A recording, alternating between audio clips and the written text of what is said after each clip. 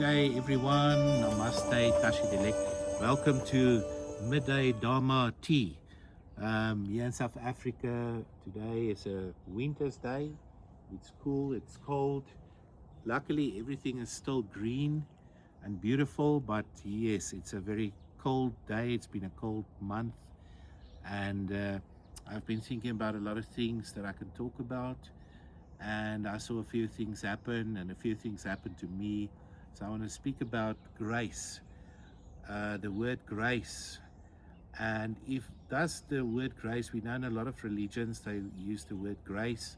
In Christianity and other religions, there's this word of grace. What is grace? We know grace is goodness, and some people believe that grace can only come from a God, which we say now is different, because when you walk an inner path, where does the grace really come from? How do you receive grace? Who gets the grace? So for us, grace is a very beautiful word. But if we in mind poisons, things like hate, things like conflict, things like anger and unforgiveness, it's very difficult to give ourselves grace, because where does grace from ourselves? We need to detach from certain situations in our life. There's certain things that we can get closure on in life and we can sort out. There's certain things that we cannot sort out immediately or work out immediately, and there we need to let go. We call it detachment in Buddhism. If we attach too much to a situation, anything that's happened, a conflict or anything, if we attach to that situation, we cannot get rid of the anger. The anger repeats in your mind constantly. So what happens? How can we receive grace in our lives so that we can have peace when there's some adversity happening? What can we do? So in meditation, we develop spaces in our thoughts. So in meditation, when we sit and look within and breathe, there is a silence coming. And when we let go of the thoughts and all the overthinking about situations and all of those things as attachments, we can let go and detach and breathe.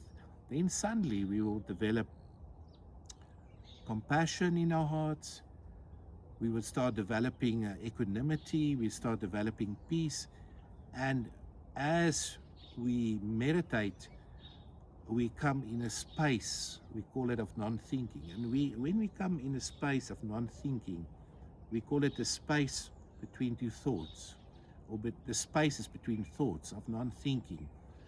That is a space for grace. And out of that space of being, the answers come, wisdom comes, forgiveness comes, the miracles happen, and we call it a space for grace. And when that happens in a state of being, you will never be held back or tied down by anything that is happening in your life or happened in the past, because then you can let go of the past, because the past is non-existent.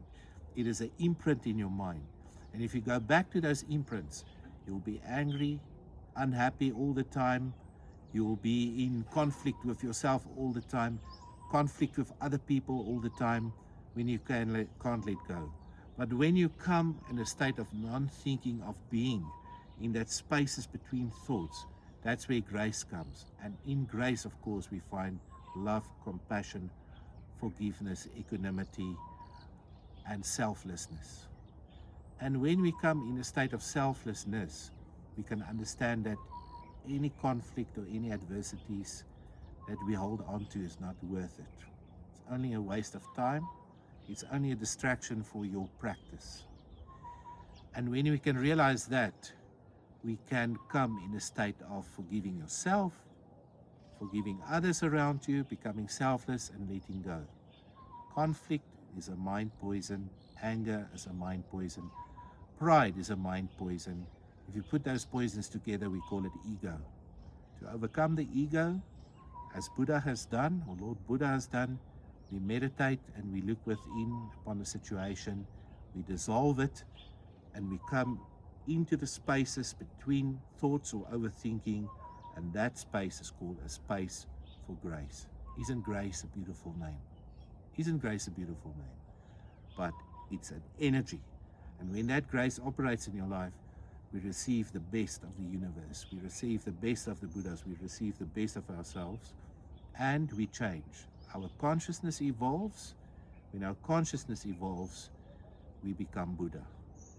And when we are Buddha, we are in the perfect state of love, compassion, forgiveness, selflessness. So my friends, that is my message for today. Take it to heart. If you take the messages of Dharma to heart, it works within and it will change everything auspiciously. What does auspiciousness means? Auspicious means in a very good state, in a very state of peace, of inner peace. Everything is auspicious in your life.